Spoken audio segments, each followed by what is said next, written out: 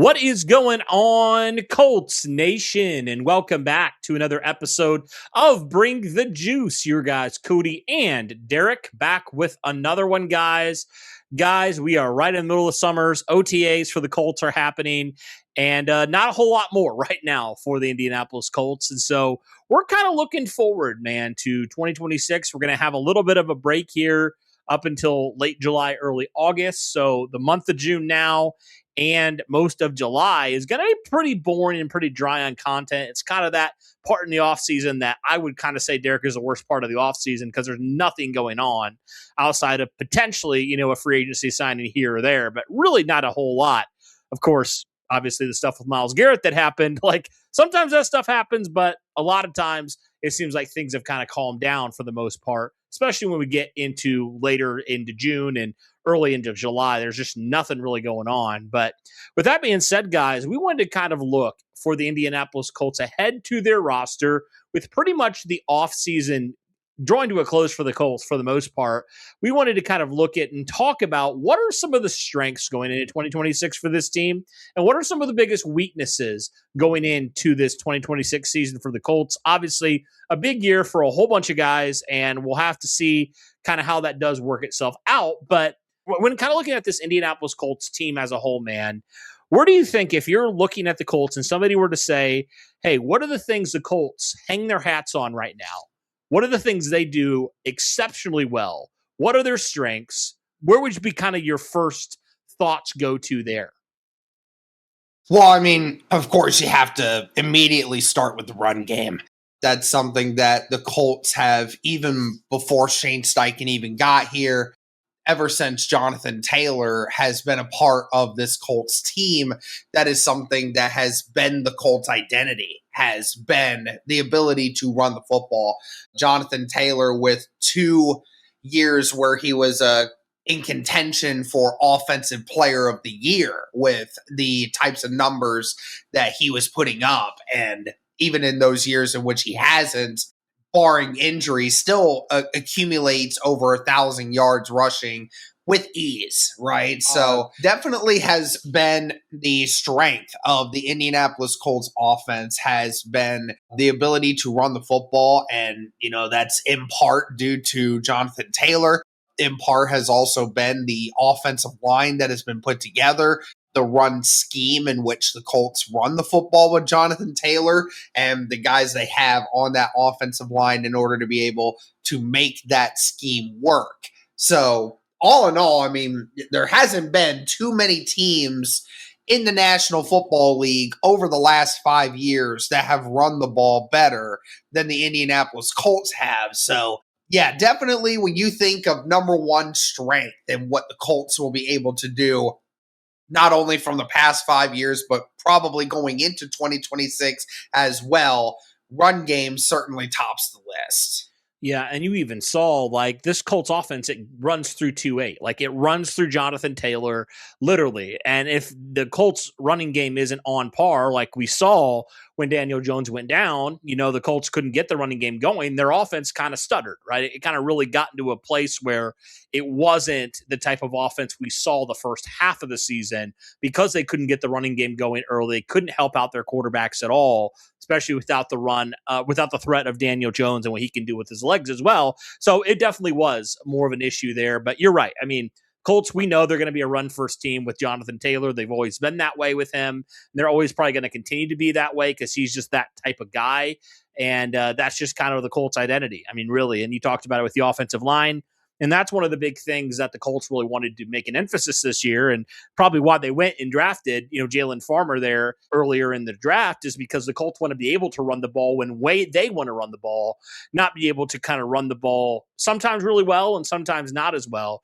The Colts want to be able to dictate how they're going to run the football and when they're going to run the football, right? So I definitely think that's something that is a strength, is going to continue to be a strength. And I think, like, if you're kind of looking at what can they do better with that strength, it is the consistency standpoint, is run the football whenever they want to, not in certain moments where Jonathan Taylor has over 200 yards rushing, and then the next game he has 40 yards rushing. Like you just can't have that, especially when you're trying to make a playoff push like the Colts did last year. And we kind of saw what happened as a result of the running game really faltering down the stretch. So we'll have to see, but certainly still a strength, even though there was some struggles last year at the end of the year. So that's definitely a good thing. Now, when you're looking also, and this is something, Derek, that a year ago, if I would have said this, people would have laughed us out of the building. I mean, really, like people would have thought it was hilarious. And even probably some people in the comments will think it's hilarious. But man, pre-injury Daniel Jones was good. He was really good for the Indianapolis Colts. Now, not without his faults. He definitely had some moments near the end of, his season where you're like, man, you got to clean that up. But for the most part, all in all, especially considering what the expectation was coming into 2025, Daniel Jones played really well. And that's something that makes you feel at least a little bit excited, because you're like, okay, like we saw when he's healthy and when everything's going on schedule, like Daniel Jones can be a really, really good quarterback, an above average to really good quarterback, right? Mm-hmm. And the Colts, frankly, haven't had that since Phillip Rivers. I mean, they just haven't. They haven't had a quarterback like that. And so Daniel Jones, obviously the big question mark's always going to be the injury factor. Like, can he stay healthy? He hasn't proven he can throughout his NFL career necessarily. That's going to be the biggest question mark. But whenever Daniel Jones was fully healthy with this Colts offense, and they were rolling early on in the year. And yeah, people like to say, look at the level of competition.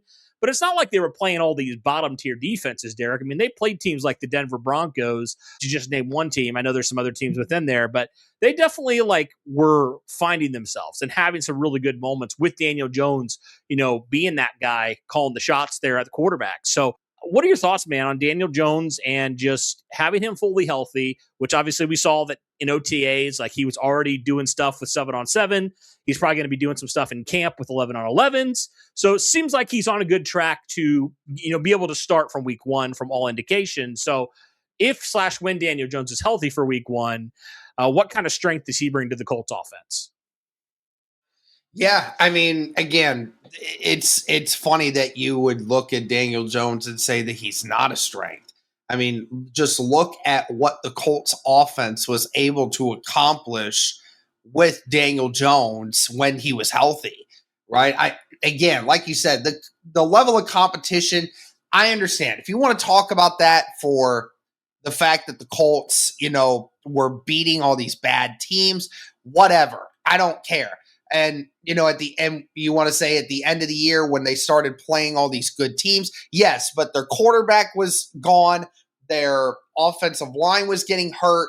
Our secondary was getting decimated. We didn't have our best defensive linemen on the list at all. So, we were getting killed with injuries. We had half our secondary, half our defensive line, no quarterback, and some of our offensive line missing. We had everyone missing. But when we actually had, whether we had people through the entirety of that first 9 games or not, Daniel Jones was there, and you saw that this Colts team had the best 10-game start of any 10 games since the Manning era.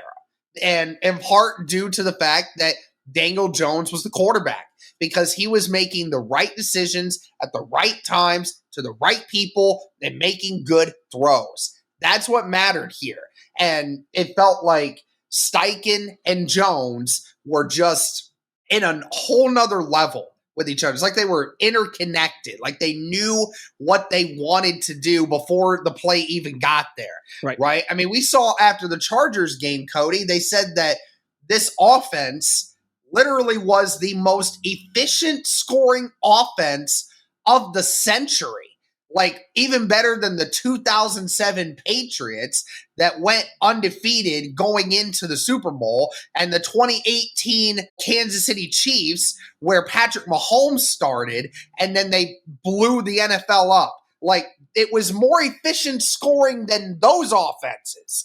And it was in part due to the fact that the Colts finally had a quarterback that was able to actually hit the throws that mattered. And that is a strength for the Indianapolis Colts. And it's great to see Daniel Jones out there in OTAs right now, moving around, making some throws, doing some good stuff there. It'll be very exciting to get him back during training camp and see what he's got and see if he is fully ready for week 1, which he says that he is. So I love it. And I certainly hope that there will be no step back from all these injuries with Daniel Jones. Certainly hope not. Because if we can get even a glimpse of what we saw from Daniel Jones in 2025 and get him like that for 2026, this could be a legit offense once again for 2026 if Daniel Jones is healthy. Yeah, and I think just from also the fact, and you may have mentioned this already, but yeah, you look at the quarterback situation last year and you say, okay, like Daniel Jones, he's athletic, but he's not the most athletic guy, right? He's got a good arm, but he doesn't have this cannon of an arm. But the things that I think a lot of us, and I'll admit it, I was guilty of it, we discounted was the things that Daniel Jones does pre-snap. I mean, just the ways that he's able to identify things, the way he's able to get his team in the right position. I mean, that stuff is majorly important to play the quarterback position. And also the fact that we already talked about it before in a lot of episodes, he's a first guy in, last guy out type of mentality. And that's what you want from your quarterback. Now, again, we're not saying Daniel Jones is some elite quarterback that's going to be an MVP candidate. No, but he definitely was playing very well last year for you. And certainly the best quarterback play the Colts have had probably since, honestly, and this is going to be really controversial, I say it was better than Phil Rivers. I say since Andrew Luck in 2018, that was probably the best start and the best quarterback play on a consistent level the Colts had seen since then. Is that crazy for me to say? I mean, probably not considering all the quarterbacks the Colts have had. But I mean, it's one of those things where it's like, it's unfortunate because Phillip Rivers, even in that 2020 season, was still so old. Yeah. And there were limitations to what he could do. I mean, Phillip Rivers, the gunslinger that he is, and he's definitely a smarter quarterback than Daniel Jones. Yeah, he's one of the smartest guys ever. Is dumb. Yeah. But I mean, obviously Daniel Jones right now, even when from Phillip Rivers of 6-7 years ago, just couldn't throw the football like Daniel Jones can now, sure, which allows for the offense to be able to do what they do. And, I mean, again, we talked about Anthony Richardson and the gunslinger that he is, right? Has an insane arm, can throw the 50, 60-yard pass with ease. But it doesn't matter if you can just throw the football that long. You have to be able to actually complete those passes. You actually have to get it to the guys that matter. And that was one of the things that separated Daniel Jones. Not only was he able to throw the deep ball, but he was able to throw the deep ball with accuracy. Right. And then, being able to be smart.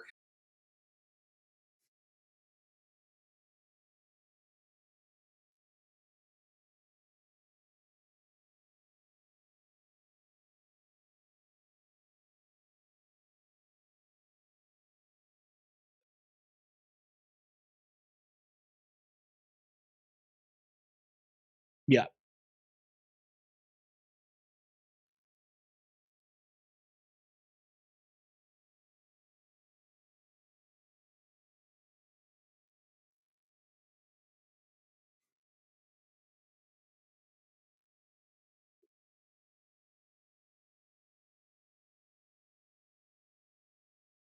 Sure, for sure. Yeah, and you already mentioned as well, moving on to the next strength here, you mentioned it, just the amount of injuries the Colts had last year, specifically to their secondary. But when you look at this secondary for this team, I mean, pound for pound, Derek, I think this is the best secondary the Colts have had in the Chris Ballard era. I mean, you have a potential top 10 corner, maybe even top 5, depending how you view Sauce Gardner. Charvarius Ward, obviously, that's kind of a fluid situation there on kind of his future, but you figure when he's right, he's a really good corner in his own right. I mean, he was playing like a top 15 corner before the injury. And, you also have a guy like Cam Bynum who, led you with 4 interceptions last year, a really good free safety. Now, again, and we're going to get into the weaknesses here as well, or the unprovenness here in just a second, but you do have a couple young guys for sure that are going to have to figure themselves out. But it does seem like this Indianapolis Colts team, from their secondary, they have some players that I think, Derek, are some of the best the Colts have had in Chris Ballard's era. at the respective positions. I mean, to have two cornerbacks with that type of pedigree and to also have a free safety with that type of pedigree, I think is pretty darn impressive right there. I mean, you have three guys right there. If they all can stay healthy, you feel great about your secondary. I mean, you really do. Even though there is some unprovenness with some other positions within that secondary, you feel great about where your secondary is right now from a accomplishment standpoint and the vets you have in there. Yeah, obviously Cam Bynum, who was highly sought after from Minnesota. And then, of course, when you look at the two all-pro corners in Charvarius Ward and Sauce Gardner, it's just unfortunate that once again, the injuries took place the way that they did last year. And obviously, we're going to get a lot of flack for this because obviously it's like, secondary when healthy. Haha, that's funny. Yeah, I know. Ultimately, it only matters if these guys actually stay healthy. That's the only way that we're going to actually have this really good secondary, which is unfortunate that we have to say that because, again, Charvarius Ward never had these types of problems with concussions before this last year. And then, of course, Sauce Gardner hadn't missed many times prior to that and unfortunately comes in middle of the year, is looking pretty promising, and then, of course, gets injured and then can't play the rest of the year. I mean, what the heck, like how in the world is this happening so often? It's just a curse at this point, it feels like. So, yeah, I mean, obviously, whatever procedures need to be done to be able to ensure that these guys are, staying healthy, we need to be able to do that. Yeah, I mean, because ultimately, if it does work out for you, even if you're missing Nick Cross now, it's not going to be a huge. I don't think it'll be a huge blind spot for you, given the remainder of the talent that you have around you. And obviously, the Colts have brought in a bunch of backup corners, to be able to have that needed depth if something were to happen for just a short-term sort of situation. Yeah, all we can ask for is they stay healthy, man. If Ward can just not get another concussion, and if Sauce Gardner can just not have a season-ending injury, then, this secondary is going to be a good secondary. Just like you said, just stay healthy, dude, please. And if it continues to happen again, if you're going to clean house, screw it. Cut them all. Restart your whole nutrition, restart your whole medical program, because it's awful. It's been awful for the last number of years. It's just like, gosh, it's just going to trend after trend, like injury. It's just ridiculous. But yeah, hopefully they can stay healthy, and hopefully this is the team that will have a really good secondary. And, we only really got to see, I think, one game of Sauce and Mooney together. How about 17 games? That would be great. I love the chance to at least 15 or 16, something. I mean, It's one thing if you're going to have a game or two where somebody misses, but come on, man, don't be having me where Charvarius Ward only plays 7 and Sauce Gardner only plays 5. Come on. I need something to keep me interested, man. Hopefully that doesn't keep happening. Hopefully this is the year where you actually have a healthy team and you can move forward with that. But anyways, that's all done there for the strengths there, guys. Let's move on to the weaknesses here. And Derek, the way I want to kind of look at this is we were kind of talking off air. I really think you look at it and you just say overall, it's really just unprovenness. I mean, it really is. You've got so many players stepping into starting roles this year that haven't proven that they necessarily can be a full-time starter. Now, we hope that a lot of these guys will turn into full-time starters and be really good players at their position. But I count a couple players on offense and a lot of players on defense that are going to be stepping in as first-time starters at the NFL level. I want to kind of walk through some of them. We'll talk about a couple of the offensive positions here. Obviously, wide receiver 2. We don't really know who's going to be that guy right now outside of Alec Pierce. On the other side, I mean, there's a couple guys that I think can certainly compete out there. You have Nick Westbrook-Akine, who you signed in free agency. Ashton Doolin, who had 2 touchdowns, in OTAs. Maybe he takes on a larger role there. also, kind of the wild card in Deion Burks. Like, does he potentially do something there on the outside? Because he did play a good chunk of outside snaps in college. So is he a guy that does it? I think there's 3 guys there that are competing, but guys that didn't really start last year at all for any of their teams. So, obviously Burks was in college, but you know what I mean? Like, Doolin was a backup. He was a special teams guy. Nick Westbrook-Ikine barely played last year. So we'll have to see on that. And then, of course, right tackle with Jalen Travis stepping in for the first time, a rookie last year. He's going to presumably be that right tackle for you. So that's a new starter here. You had 2 new starters last year. You're going to have another new starter at right tackle this year. So talk to me about those 2 positions there, that wide receiver 2 and also that right tackle position. Yeah, I'm less worried about the right tackle position being a weakness. I feel like Jalen Travis will do the job. Again, can't confirm it. We're just going to have to wait and see. But I feel more confident given the circumstances of what we know with this offensive line that we've seen. But yeah, as far as the wide receiver position goes, obviously we feel confident that Alec Pierce is, going to do a good job. And we obviously have Josh Downs, who has shown that, he's been very capable of being able to put up good numbers. We just have never seen either one of these guys without Michael Pittman. Because again, Michael Pittman, whether you like it or not, Michael Pittman has been the number 1 target for the Indianapolis Colts over the last 5 seasons. So how does that look now that your number 1 target is gone?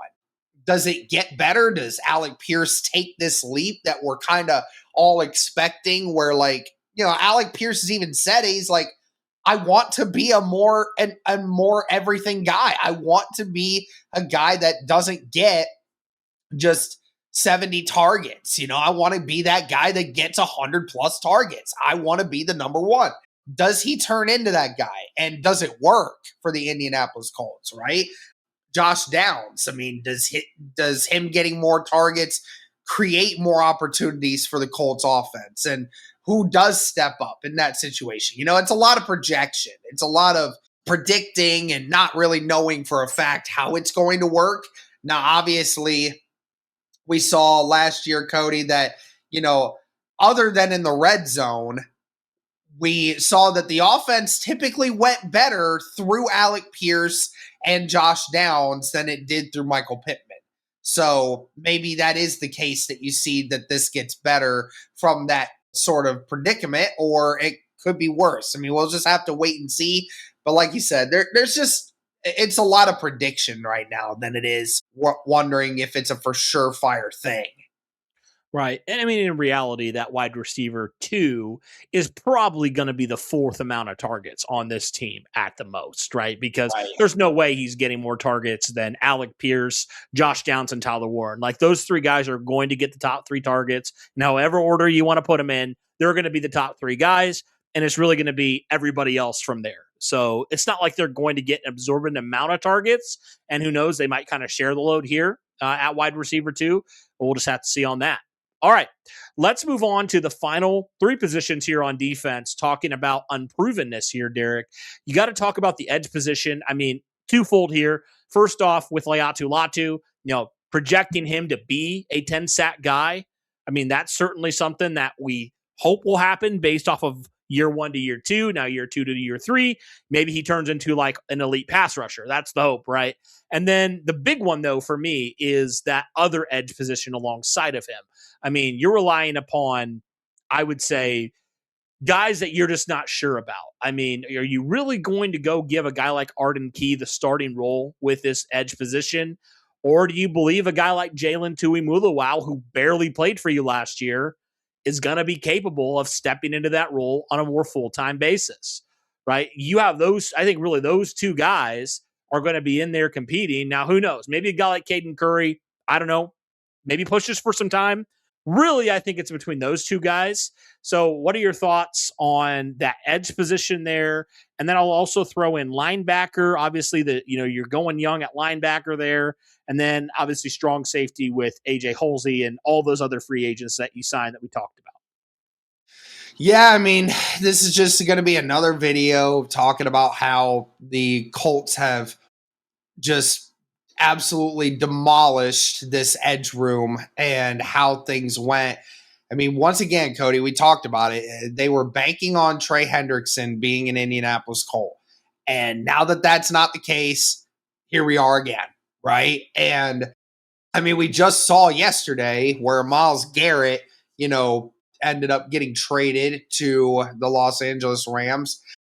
I mean, we have a situation now where we saw the compensation. I don't necessarily know how Colts fans would have felt about giving up Laiatu Latu for it, but giving up Latu, but you couldn't give up a first rounder because we've already given up our first rounder next year for Sauce Gardner. Again, Sauce Gardner, great corner, and I'm sure he's going to do some great things for us, but giving up 2 firsts, I mean, it was too much. It is too much, and it's biting you in the ass right now for what is happening, because obviously you're seeing that even the Rams didn't have to give up 2 firsts. Now, they gave up a player that you might say is worth it's essentially 2 firsts. It essentially is, but I mean, again, had the Colts had their 2027 first-round pick, you could have matched that compensation easily for a player of that caliber. And, I mean, obviously Myles Garrett likely doesn't have 10 more years left in the tank,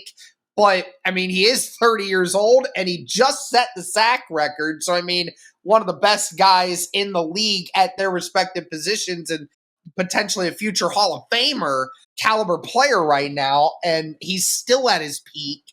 And you're telling me that you couldn't get something done like that because of malpractice when it comes to how you've done other dealings. And now you're at a spot where you're really hoping that Laiatu Latu takes another step. You're really hoping that's the case because you have no one behind it that's going to do anything. Again, Jalen Tuimuluau, you're hoping that he translates into something. Arden Key, you're hoping that you're going to get the guy that was getting 6.5 sacks a season, which still is not good, but you're hoping that he gets to something. It's just a lot of hope, Cody, and I hate it. I absolutely hate it because, Cody, there's the 3 most important positions in football. Outside of the quarterback, you got to be able to protect your quarterback, and you got to be able to get after the quarterback. Right now, being able to get after the quarterback, Colts really don't have any of those right now. I mean, Laiatu Latu might. We don't know that for a fact. So hoping that in fact actually happens. And then, like you said, for linebacker, given the circumstances, we're all in agreement that the Colts had to get younger. They had to get faster at that particular position because Zaire Franklin and Jermaine Pratt, they're not cutting it. So obviously the Colts had to go with different at this level.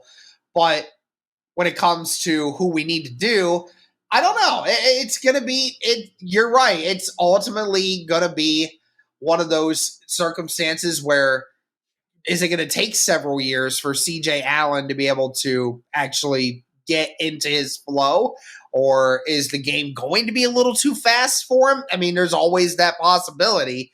So, yeah, like you said, it's just a lot of unprovenness. I mean, we needed to get to this level. We needed to get guys that were better, younger, faster, but with that comes the unprovenness. And you're right, it's going to be very interesting to see how that all plays out. See, the one issue, and again, I'm probably getting in a little bit of a rabbit trail here, but Derek, one of the biggest things that I think is a mark against Chris Ballard is his roster construction makes absolutely zero sense. Because you look at his roster, really it's been years now. Since really, I think 23, when you drafted Anthony Richardson, you have half your roster is proven guys ready to win now that are going to be players that you feel like you can win with. And then the other half are developmental rookies or, guys that you're projecting into being starting guys with really no basis behind it. And that's just been my biggest problem is I feel like if you're going to go all in, go all in. If you're not going to go all in and you're going to go developmental, which obviously the Colts can't do that right now because they've locked into all these contracts. They just made the big trade. All the indications last year, Derek, where the Colts were going all in. from the free agency signings to obviously the Sauce Gardner trade. And then they come back this offseason and they do absolutely nothing of note in the offseason. They just get a bunch of developmental and role guys. It makes no sense to me. And that's why I think Chris Ballard is the most frustrating GM in the NFL, because he's shown that when he actually tries and goes and gets guys, like, they can be good players. Like the two guys he got last year, if Mooney Ward doesn't get hurt, him and Cam Bynum are slam dunks last year. I have no doubt. They're slam dunk free agent signings that help you out tremendously on defense. So why didn't you go in and take that same approach this year? It's because, like you said, it's just he's negligent. He's negligent, and frankly, I just think he's not a very smart forward thinker. I just think he's very much like a one-track mind, and he gets himself into trouble all the time. And it's just like, if you seriously like cared about winning, you go all in. I mean, Derek, look at the Pacers, for goodness sakes. Like, they knew they had a winning roster. They knew they had this core. So they're like, okay, let's go get the proven guy. Let's go get a Pascal Siakam. Let's go get a Zubats. Let's go get the proven guys now, because we have a championship window here. The Colts have never done that. They've never done that. They've either done it in spurts, like they've done it in one offseason, and then next offseason they don't do it. Just doesn't make any sense to me. Maybe I'm crazy, but like, does it make any sense to you? Because I just think it's purely idiotic with how they're building their roster. Again, you're absolutely right, and especially for, if you're talking about a quarterback like Daniel Jones, who was able to give you what you needed when he was healthy, and you sit there and you're saying to yourself, yeah, this is a guy that if we build this roster the way we need to, then this is a team that will make the playoffs, give us a chance at contention. This is what we needed. And you're right. It was in 2024 or in the 2025 offseason. It was the offseason that gave everyone the hope. You brought in Daniel Jones, and that really panned out. You brought in Cam Bynum. That worked out. You brought in Charvarius Ward. It didn't pan out yet, but that was a caliber type player that we all wanted to see. So you did all of these things. You brought in a quarterback that was going to help you. You brought in some secondary help. You traded for Sauce Gardner. Unfortunately, the injuries just didn't allow us to do anything. But, I mean, in 2026, we think the secondary, if it's healthy, it's going to be a great thing. But we kept talking about it. What's the one position that you absolutely needed to get something done? The edge position. And you didn't do it. You didn't do it. You didn't bring in the player that was going to take this defense to that next level. You didn't get it done. And that's what's frustrating, is that if this team has struggles, once again, we think that it's going to be because it's the one position that you failed to bring in that key player that was needed.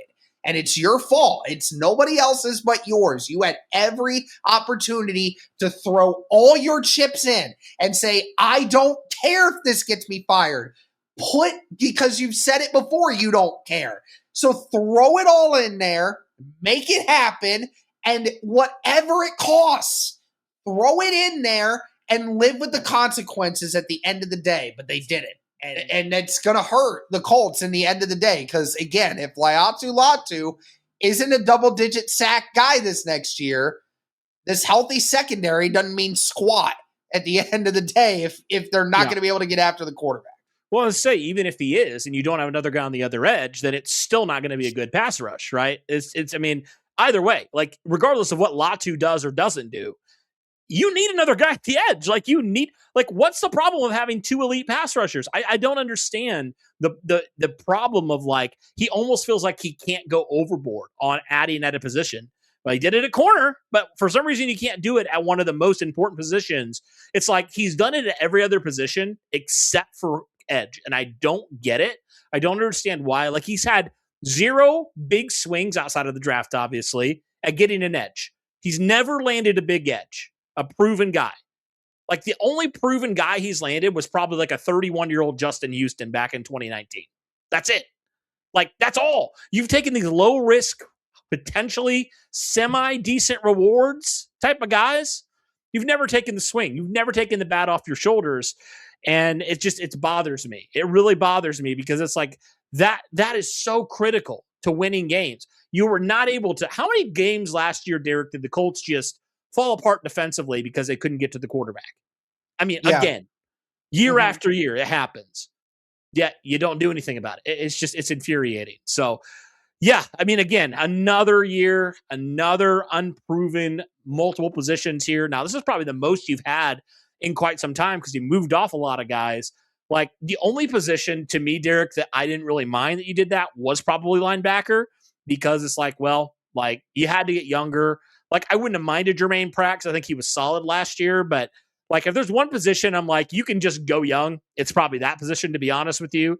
But yeah, edge specifically, you couldn't afford to go younger, right? You needed to get better at that position, and you just didn't. Again, Latu could step up, have 15 sacks.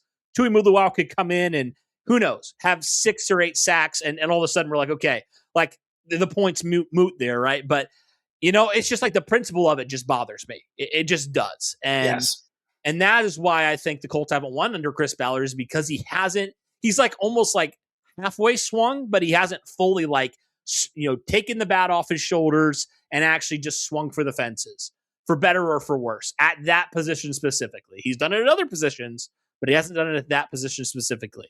And that's what bothers me about that, because that was a one need outside of linebacker that you needed. I mean, it was. So, anyway, I haven't ranted about Ballard in a while. So there you go. Hopefully it's for not much longer. About a month. Yeah, it's hopefully not for much longer, man. I mean, at the end of the day, like, I think a lot of fans understand, like, it's not going to change until he's gone. I mean, we kind of understand that, and we're hoping this is the last year of it. So it's just kind of this weird limbo point that Colts fans find themselves in once again, just like hoping for the best, but expecting the worst under Ballard, because that's what it's been for the past decade. But, maybe this is the year. I say very delusionally, maybe this is the year, but we'll see, guys. Let us know your thoughts in the comments down below in regards to all this stuff, strengths and weaknesses, all that stuff. Or we could kind of just say strengths and Chris Ballard if you want to go that way. I had to get one more shot in there. But anyway, guys, let us know your thoughts in the comments down below. But that'll do it for this one, guys. Thank you so much for tuning in. We greatly appreciate it. And as always, guys, go Colts.